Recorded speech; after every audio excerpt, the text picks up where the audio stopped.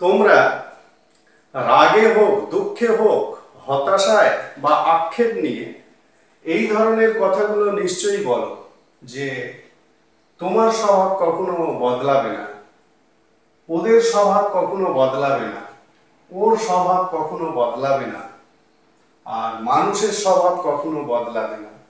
খুব প্র্যাকটিক্যাল কথা। তো এই কথাগুলোকে ইংলিশে কিভাবে বলবে এবার দেখে নাও। এই ধরনের বক্তব্যগুলো, এই ধরনের যে কথাগুলো, এই ধরনের বাক্যগুলো ইংলিশে বলা খুবই সহজ। তবে আমি এখানে যেটা দেখাবো সেটা একটু অন্যভাবে বলা, অন্যভাবে এই ভাবটাকে প্রকাশ করানো। সেই ভাবটা কিরকম, সেই সেন্টেন্সের প্যাটার্নটা কিরকম দেখে নাও।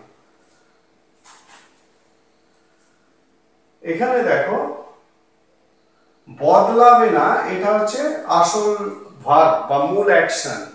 এই বদলাবে না এটার জন্য আলাদা কোনো ইংরেজি এখানে আমি ইউজ করব না। ঠিক আছে, বদলানো মানে চেঞ্জ, অল্টার, এরকম ধরনের কোনো ইংলিশ এখানে ব্যবহার হবে না। অথচ সেন্টেন্সগুলো বলা হবে এবং সেন্টেন্সগুলো দিয়ে এই অর্থটাই আসবে। কোনো ইডিয়মে ইউজ হবে না, কোনো ফ্রেজও ইউজ হবে না। সেন্টেন্সগুলো অনেকটা, এটাকে বলা হয় রেটোরিক। তো এই ধরনের বক্তব্যগুলোকে আমরা সেইভাবেই বলবো। তো তোমার স্বভাব কখনো বদলাবে না, তাহলে কি বলবো? You will be what you আর।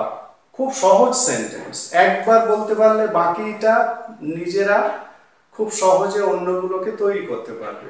মনে রাখার জন্য বা বলার জন্য খুব সহজ sentence. You will be what you are, he will be what he is, they will be what they are, men will be what they are. হয়ে গেল, চারটে সেন্টেন্সই বলে দিলাম। এবার লিখে দেখিয়ে দিই, লিখে দেখলে মনে থাকবে অনেকক্ষণ। তাহলে তোমার স্বভাব কখনো বদলাবে না, তাহলে কি বলবে? You will be, you will be what you are. ঠিক আছে, একেবারে স্মুথ সেন্টেন্সটা, অনেক বেশি স্মুথ, বলতে কোনো রকম সমস্যা হবে না, খুব সহজে বলা যাবে, বোঝার ক্ষেত্রেও খুব সহজ। You will be what you are.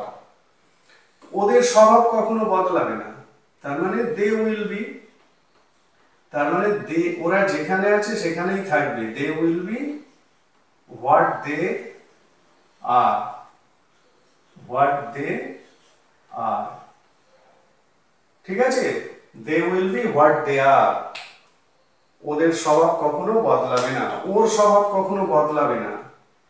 He will be, he will be what he is. তারপরে মানুষের স্বভাব কখনো বদলাবে না।